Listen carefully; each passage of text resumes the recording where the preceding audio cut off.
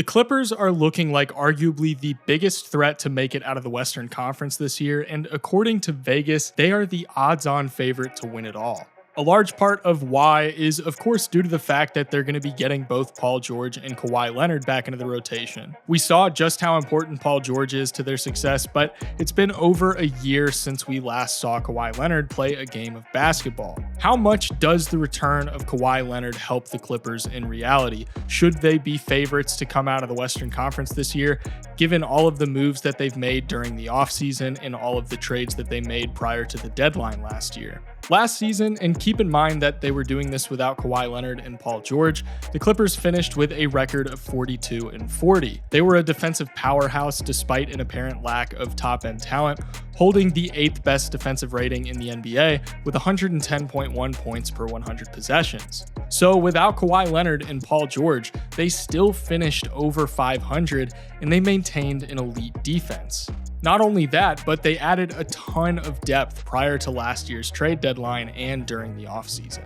Back during the 2021 NBA season, the Clippers had an offensive rating of 125.1 and a defensive rating of 107.9 with both Paul George and Kawhi on the floor. Last season, with just Paul George on the floor, they had an offensive rating of 109.6 and a defensive rating of 105.7. With both PG and Kawhi off the floor last year, they had an offensive rating of 111.2 and a defensive rating of 112.5. Considering the fact that they've added a plethora of wings, filled one of their biggest holes at the point guard position with John Wall, and they're getting not only Paul George but also Kawhi Leonard back, I fully expect them to put up some pretty insane numbers this year in terms of offensive and defensive efficiency. Let's backtrack a little bit and do a quick refresher on how good Kawhi Leonard is. In 2021, he put up 24.8 points, 6.5 rebounds, and 5.2 assists per game, along with 1.6 steals, and he scored with an insane 62.2% true shooting percentage. While the ancillary parts of his game, like his rebounding and his playmaking, are fantastic,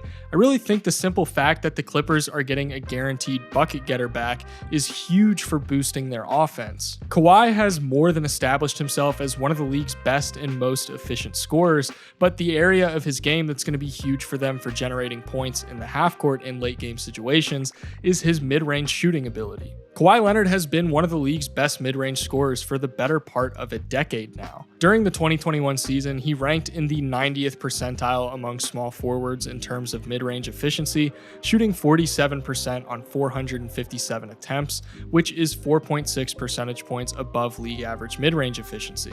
His game is so deceptively smooth and methodical, and while he does possess really great shot creation ability, a lot of his mid-range game is as simple as just dribbling into open space to take whatever the defense is giving him. There's another advantage that he has now that's a lot more prevalent than years prior. Over the past couple of seasons, drop coverage has become the predominant strategy for defending the pick and roll, meaning that the defending big will drop back into the paint to protect against the drive and guard the roller, while the player guarding the ball handler recovers off of the screen. With how heavily teams are leaning on this, Kawhi is going to be able to feast on mid-range looks whenever he's operating as the primary ball handler in the pick and roll. He's already an incredibly efficient scorer when he's the pick and roll ball handler, scoring 1.06 points per possession and shooting 50.7% from the field, good enough for the 95th percentile in the NBA in pick and roll ball handler efficiency.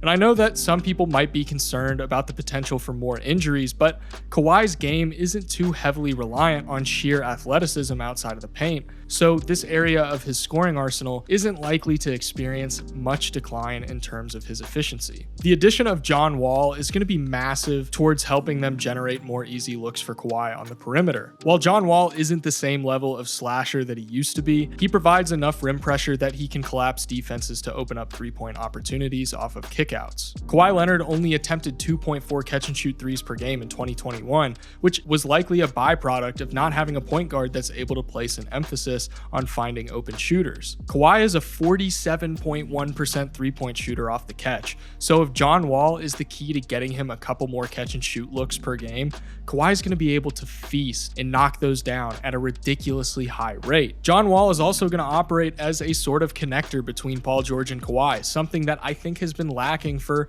quite a long time between the two. They're both great players individually, and they can theoretically work well together in off-ball roles, but now that they have a true point guard to operate as a facilitator, it's going to bridge the gap between both of their incredible offensive talents. I think it's worth mentioning as well that while having John Wall playing alongside them is going to make both Paul George and Kawhi Leonard better, it's also a situation where Kawhi and Paul George are the best players that John Wall has ever played with. Yes, he's played with Bradley Beal, but we've never seen what he'd be capable of with two players of Paul George and Kawhi's caliber. John Wall's skills complement Kawhi and Paul George really, really well, and I think all parties are going to benefit a lot from this new arrangement. An area that we need to take a look at when discussing the return of Kawhi is the value that he's going to bring back to them in the context of their defense. It's no secret that Kawhi is a fantastic defender, even if he may not be the defensive player of the year caliber player that he used to be. As I mentioned earlier, having both him and Paul George on the floor turns the Clippers defense from a solid defense into an absolutely elite defense. They've built out a roster that's packed to the brim with perimeter defense, and Kawhi Leonard only serves to help bolster that focus. His perimeter defense is obviously going to be solid, but his versatility is an important piece of the puzzle when it comes to assessing the value that he provides. He is 6'7", but he also has a 7'3" wingspan, which allows him to guard both ball handlers on the perimeter and big men on the interior and in the post. 𝙖𝙗𝙤𝙪 is going to be able to experiment a lot with Kawhi, potentially going as far as trying him out as a small ball 5 in certain matchups when opposing teams try to go small against them. The Clippers have shown in the past that they love to go small, particularly when they did it against the Utah Jazz back in the 2021 playoffs when they were without Kawhi Leonard for part of that series. Now they're going to be able to go small with Kawhi Leonard while having an even better assortment of wings than before to put into those lineups to try and run traditional bigs off the floor. Both Kawhi and Paul George are among the most defensively versatile small forwards in the league, according to Basketball Index, ranking in the 95th percentile in defensive positional versatility and above 80th percentile in defensive LeBron, which is an advanced metric used to assess defensive impact per 100 possessions. You take that defensive duo paired with their massive assortment of wings to pick from, and the implications for their flexibility on the defensive end are pretty limitless. And this is one of the most important things to have in a playoff setting is flexibility. You don't want to be limited to playing one way, because if the team that you're up against decides to change things up a little bit, you want to be able to react to that and have an answer for it. Really, in its simplest form, the Clippers are bringing back a top 10 player in the NBA. According to Cerebro Sports, Kawhi Leonard ranked 7th in the NBA in CRAM in 2022, and that's their metric that derives the strength of a player's performance relative to an average performer. He's a one-of-a-kind talent, and a superstar of his archetype is so unbelievably valuable in today's NBA. He's an elite defender, he's a hyper-efficient scorer, he's a very underrated playmaker, and he provides mid-range scoring that proves time and time again to be so valuable in a postseason setting when the game slows down. I can't emphasize enough how good this team is going to be. If Kawhi randomly decided not to load manage and they're all able to stay healthy, this team would legitimately have a shot at being a 65-win team. Really, the biggest question with this team at this point is how healthy can everybody be in time for a playoff run? Because on paper, this team is stacked to the point where there are going to be a lot of quality NBA players that might not even get consistent rotational minutes on this roster. Kawhi's health has been a bit of a question mark for a long time now, but it's going to remain a question until we see him make another deep playoff run. But if both him and Paul George stay healthy, this team is going to be incredibly tough to beat in a 7-game series. If you guys enjoyed this video and you want to see more stuff like this, please consider subscribing and leaving a like. That's the #1 way to support me and help me continue making content. Thank you guys so much for watching, and I'll see you in the next one.